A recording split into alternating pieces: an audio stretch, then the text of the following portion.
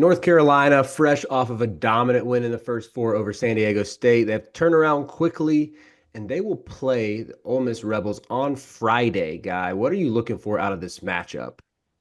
Well, first off, not as quick as usual. Typically, the team that plays on a Tuesday first four game ends up getting a Thursday. Uh, Shout out Bubba having our back on that one too, then. Extra day of rest. That's my AD. That's my GOAT. That is my chair of the selection committee. he absolutely does have your back. It's an extra day. And this game's only in Milwaukee, which isn't too far from Ohio. All of those Mhm. Midwest states kind of get jumbled up in my brain, but it's, like an hour plane ride away. Yeah, it's fair. I looked up a USA map before this, I'm not gonna lie. Uh, this is a Ole Miss team that I think Carolina can beat. Hmm. Um, Obviously, they have experience playing a guy like Sean Padula when he was with Virginia Tech last year. Uh, he was the best player on that Virginia Tech team, and he's now the best player on this Ole Miss team. The difference is he's got a few guys around him who are really helpful. A few guys who I cannot believe, by the way, are still in college basketball. Uh, I mean, obviously, I've talked a bit about Ole Miss this year. I've had a couple of their previews and recaps, but I don't understand how Jamin Brakefield is still eligible. I feel like this dude was playing when like Jalen Brown was on Cal, was when he was on that Duke team. I mean, Hmm. I'm shocked looking at this now that he started after COVID. I cannot believe that. I mention this every time I talk about Ole Miss, but I do think that this is, if there is a matchup that UNC could win of all of the 6-11 games, I think that this is the right one for them. This is an Ole Miss team that, yes, has some size, but for the most part is pretty backcourt dominant. Hmm. And you have RJ Davis, who is going to be the best player on the court. Yeah, I'm with you on a lot of counts, Guy. I think this matchup is very favorable for Carolina, especially because you said they're backcourt dominant. They also have a small backcourt. Like it's one of the few times where the starting one and the two guards will be the same size as Elliot Cadeau and RJ Davis with Jalen Murray and Padula out there. And even when you look at the front court, which I mean Carolina's front court has been playing a lot better recently, but they're starting 6'6" Dre Davis at the 4, 6'9" Malik Dia at the 5. It's not like a physically imposing team. Where I do think Ole Miss can get them is turnovers. That's where they've been solid all year. Is I think they're top 35 nationally in defensive turnover rate. That's what they like to do. And conversely, they protect the ball, which I know that's sort of their recipe for success is they gain the possession advantage. But UNC, like they have ran into some turnover trouble in stretches. I think Elliot Cadeau had over 100 turnovers in conference play. Now he has maybe turned a corner the last few games. He's someone who is playing his best ball, like at honestly the perfect time.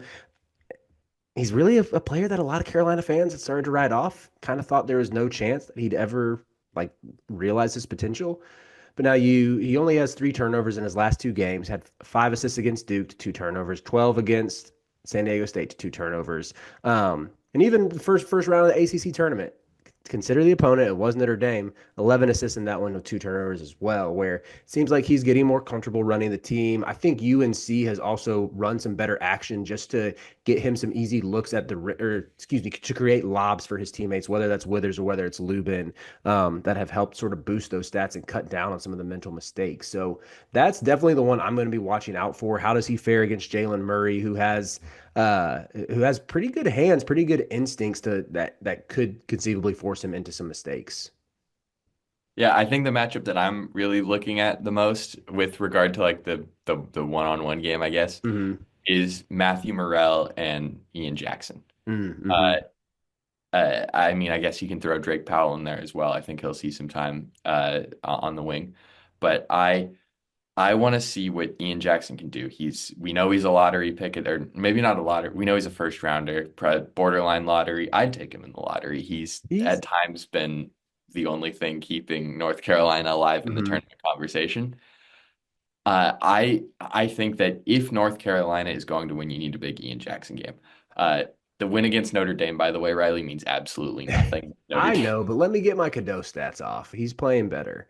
Um, but yeah, to your point on Jackson, he's someone who was like really, really bad in the ACC tournament. Like completely no-showed those 3 games. Only played 10 minutes against Duke, went 0 for 4. So even seeing him hit three threes against San Diego State, I think was huge just to like get him back on track and to show that he can still produce and go a ways toward maybe earning Hubert's trust again. I mean, this kid was playing over 30 minutes a game middle of the season before kind of hitting a freshman wall, but he's the type of guy who you need in these March games. You need your future pros to show out. I think he and Drake Powell are the only two on this roster who have a shot to play like close to 10 years in the NBA.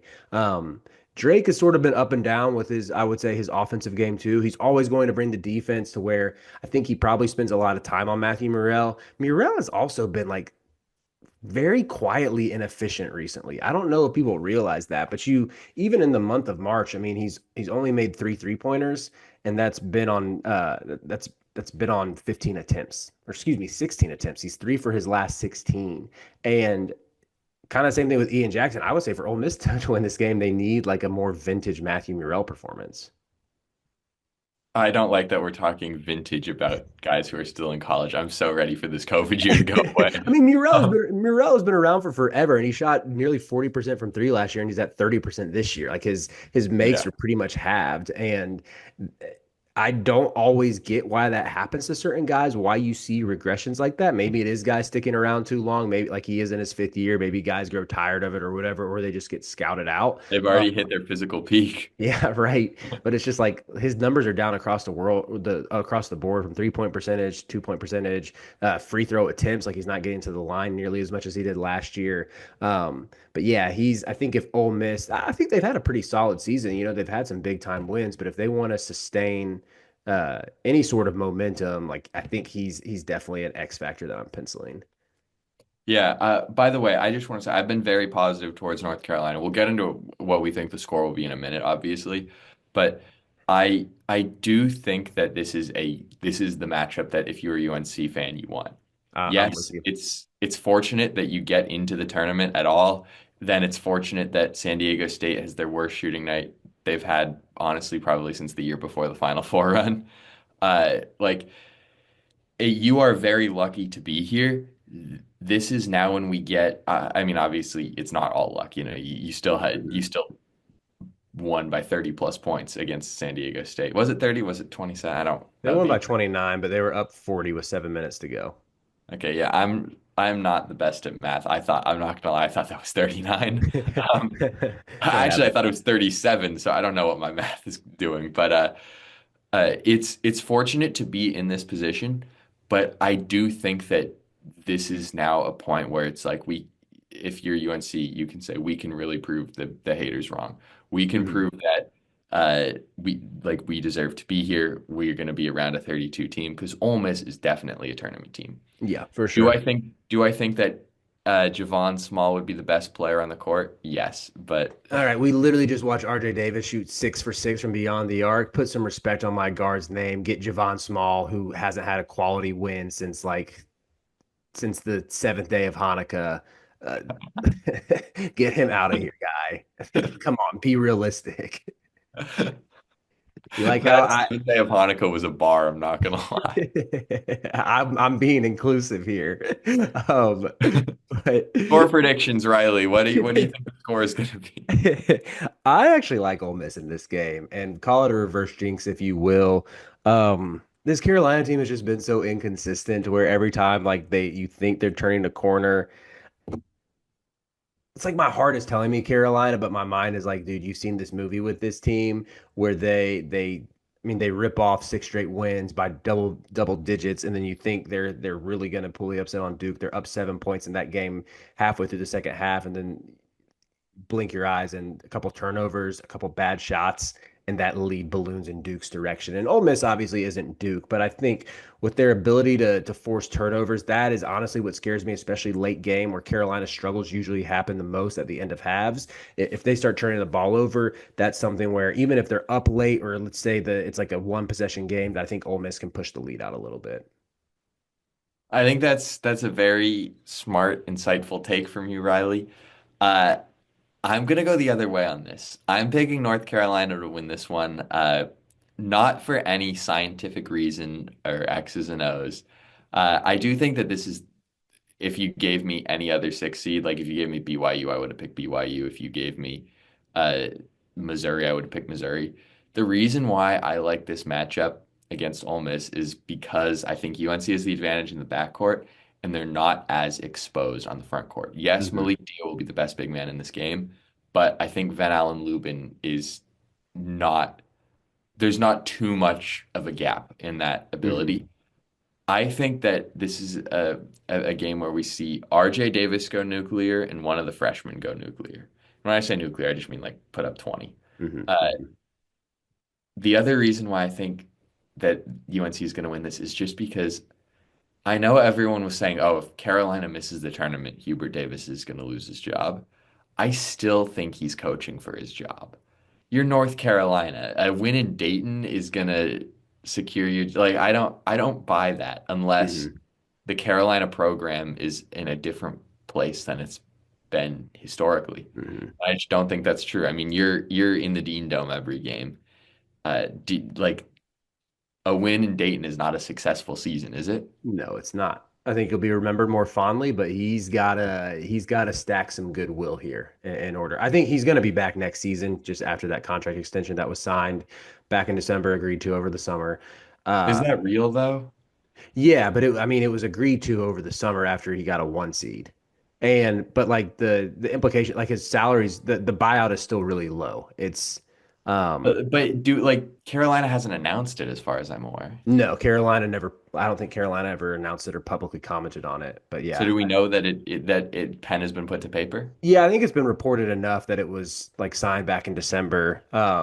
That being said, like just the nature of the contract and his salary, I want to say his buyout would be 5 million next year if they moved on to where it's like it's kind of a drop in the bucket for big time college athletics these days. So I'm personally of the opinion that he's probably trying to stack these wins to accumulate some goodwill going into next year where it's essentially make or break. Yeah, I especially because there's been I mean, I know that this isn't like a coaching carousel thing, but just there have been a lot of programs moving on very Mhm. prematurely. We saw it with Tobin Anderson at Iona Right. already. We saw it with Craig Smith at Utah. A lot of strange decisions being made with guys being let go. And I think if Hubert thinks he's coaching for his job, then I think Carolina's got a real shot to pull this one out. I'm with you. Even though I'm still leaning Ole Miss. But we'll be back breaking it all down afterwards. Hopefully my prediction's wrong. Hopefully I'll be happy.